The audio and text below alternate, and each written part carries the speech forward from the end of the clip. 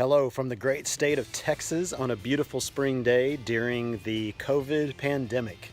I hope that you and your family are staying healthy during this time.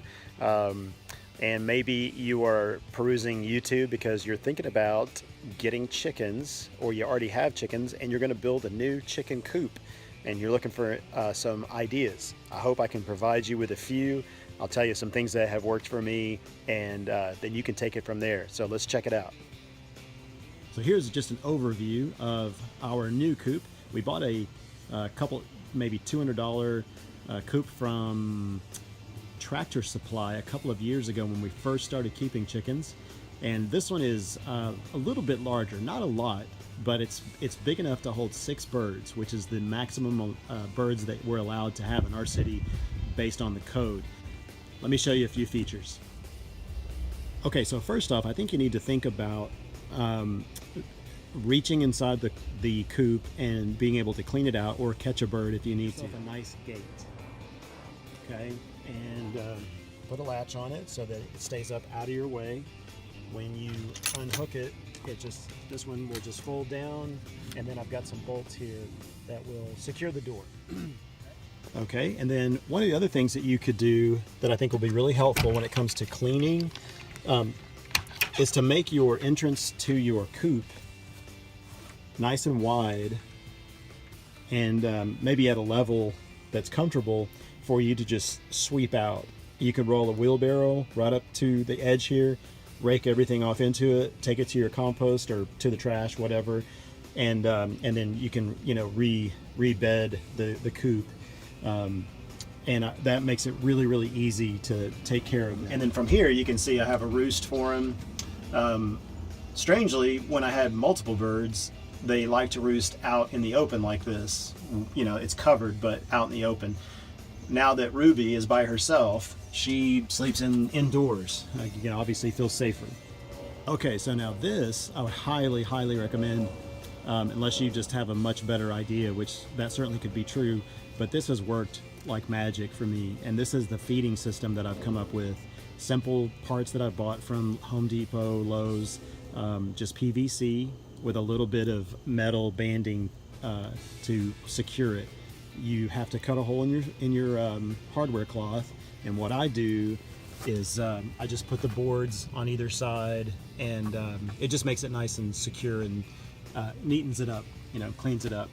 I did have to duct tape my seam or my joint right here because water was just barely leaking in. It was kind of causing all the feed there in the elbow to kind of gunk up, but you could certainly do it right and glue it, and it would not leak at all, I'm sure. This won't quite hold like a 50-pound bag of feed, but it'll, gosh, at least, I don't know, a quarter of it at a time. So it's a lot, and you do not have to come out and feed them very often or check it at all, really. I'll show you the inside where the feeding part is so that you can get a full view of everything and how it works. All right, so here's the inside where the feeder is, and I just took a saw rather and cut out a opening, and as you can see, the feed just feeds by gravity, and as they eat it, more flows down. They get in there and they'll scratch and pull it down when they need to. It has worked great. Notice I have this elevated off the ground. I had the other one sitting on the ground. Chickens, they love to scratch and search for food, and so sometimes I would throw my grass clippings from mowing on the ground, and they would kick that, and it would just fill this up. And the feed, they still dig through it and they find their food. They're very resilient when it comes to staying after food, but every now and then I have to come and clean it out, and that was kind of a pain. So I elevated it, so I'm hoping that now the scratching won't kick as much in. Okay, the other thing, I've tried several different watering systems. I've done the kind that stick off the edge here, and they're like little cups, and they peck this little valve and it releases the water into a cup, and they can get like a good long drink. They just gunked that up too. They kick stuff into it and it would hardly ever give them water.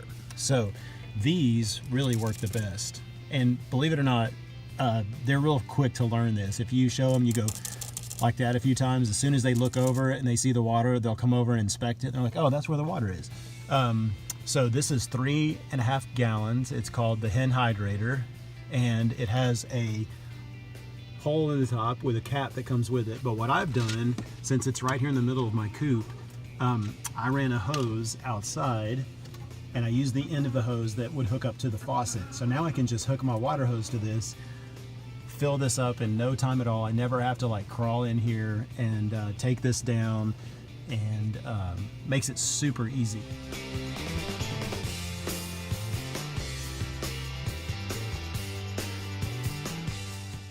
Okay, everybody, that's my build. I hope you got some inspiration from that. If you have any questions, please feel free to message me. I'll be glad to try to help out in any way that I can. Until then, happy building.